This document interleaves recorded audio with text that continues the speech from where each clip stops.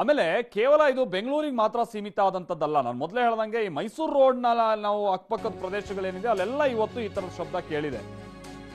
ಯಾವುದು ಮಂಡ್ಯದಲ್ಲೂ ಕೂಡ ಇವತ್ತು ಬಹಳ ಶಬ್ದ ಆಗಿದೆ. ಅಲ್ಲೂ ಕೂಡ ಸುಮಾರು ಒಂದು 10-15 ಅಥವಾ ಮತ್ತೆ 11:50 ಸುಮಾರಿಗೆ 2 ಬಾರಿ ಬಹುಶಃ ಅಲ್ಲಿ ಶಬ್ದದ ಒಂದು ಅನುಭವ ಆಗಿದೆ. 2 ನಿಮಿಷಗಳ ಕಾಲ ಭಾರಿ ಶಬ್ದ ಬಂದ್ಬಿಡುತ್ತಂತೆ.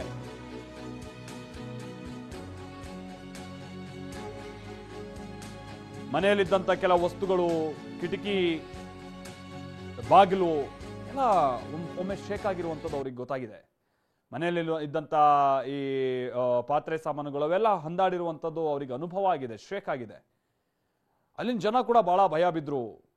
ನೋಡಿ, ಆ ಬೆಂಗಳೂರಿನಿಂದ ನಾನು ಈಗ ತಾನೇ ಹೇಳ್ದಂಗೆ ಇನ್ಫ್ಯಾಕ್ಟ್ ರಾಮನಗರದಲ್ಲೂ ಕೂಡ ಈ ಶಬ್ದ ಆಗಿದೆ, ಮಂಡ್ಯದಲ್ಲೂ ಕೂಡ ಈ ಶಬ್ದ ಅನುಭವ ಆಗಿದೆ.